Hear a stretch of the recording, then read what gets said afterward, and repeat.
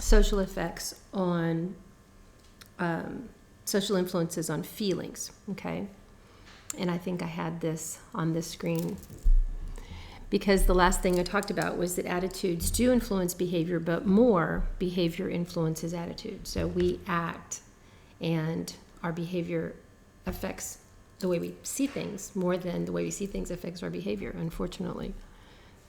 So a good way that works, though, is like, how when we're told in Scripture to forgive. So you act as if you've forgiven, you say you've forgiven, and even when you don't feel like you've forgiven, you can change the way you feel because you act differently. Okay, let's see. So from there, we're going to go on to this screen. Let me find it. No, somehow I didn't find it.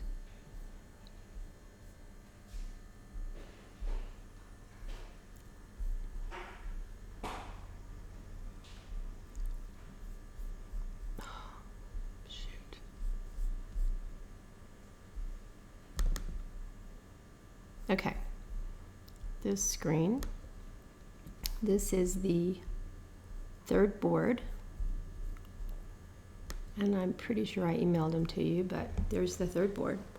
Okay, so Leon Festinger is the person who came up with the concept of cognitive dissonance. Cognitive dissonance is the discomfort that is caused when our attitudes and our behaviors clash. For example, when we sin, we feel bad.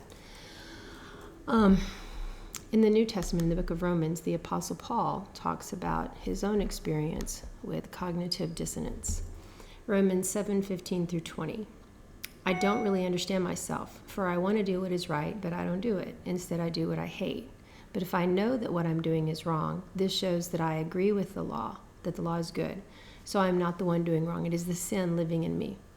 And I know that nothing good lives in me.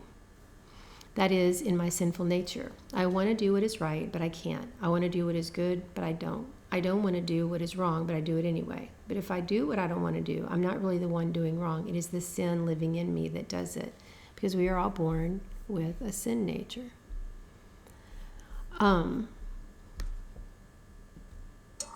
Okay.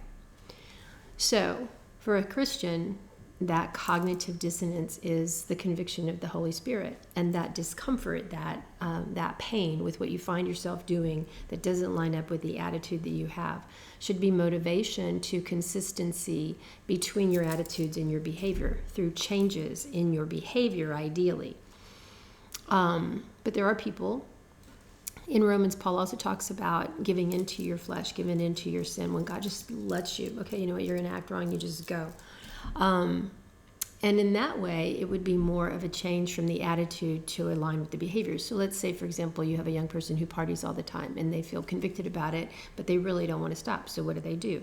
They decide they're not going to feel convicted about it. They just turn it off. They just stifle the Holy Spirit. If they're lost, they just don't listen to their own inner compass telling them that's not what they should do. Social pressures that change attitudes. Persuasion. Persuasion is the social pressure that changes an attitude. You see these magnets, north and south, it pulls you. Persuasion pulls you. Back to the board. What did I do with it? Oh, here we go. Okay. Persuasion is communication meant to change your attitude. It is intentional. Persuasion is intentional. When someone is trying to persuade you, when you write a persuasive paper, you are intentionally trying to change someone's position. So there's two different types of persuasion. Rational, logical persuasion, which is the central route right up front. You know, hey, look, this is why you need to do this. You don't want to speed because you're going to get a ticket. You don't want to spend the money on a ticket. You don't want your insurance to go up, whatever.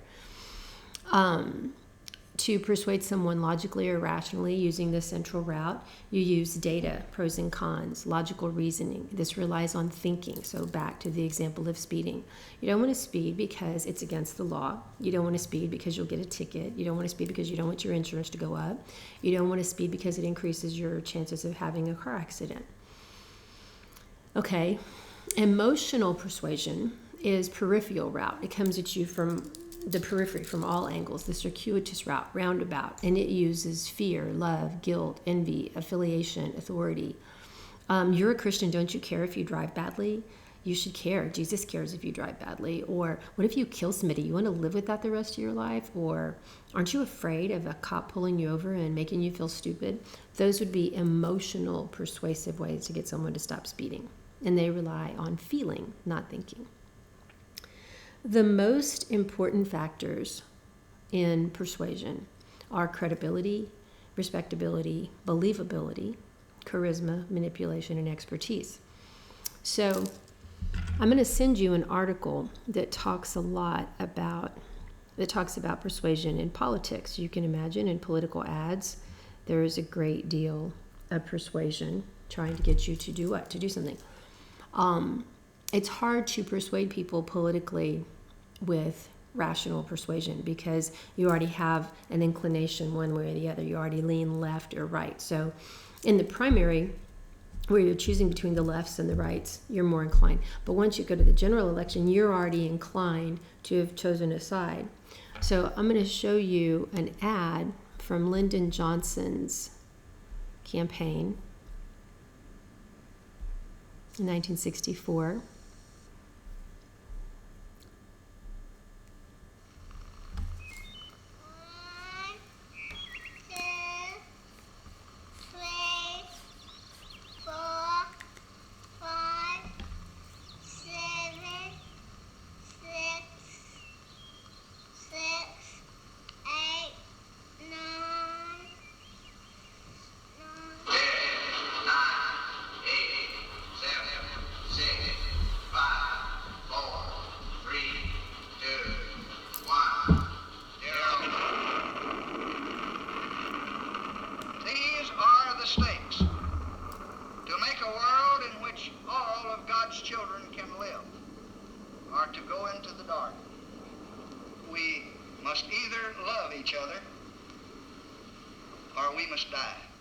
Vote for President Johnson on November 3rd.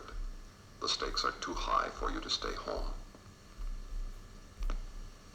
Okay, so Johnson was running against Barry Goldwater, who was very, very conservative and somewhat hawkish. And so he uses this ploy that if you don't vote for Johnson, we're going to have another atomic bomb. So it's all emotional. Failure to consider the only time we'd had an atomic bomb was when we had the last Democratic president. So, maybe not.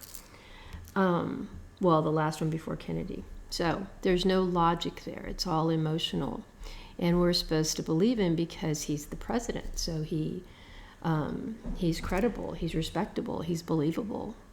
The advertisement the commercial has nothing to do with fact whatsoever.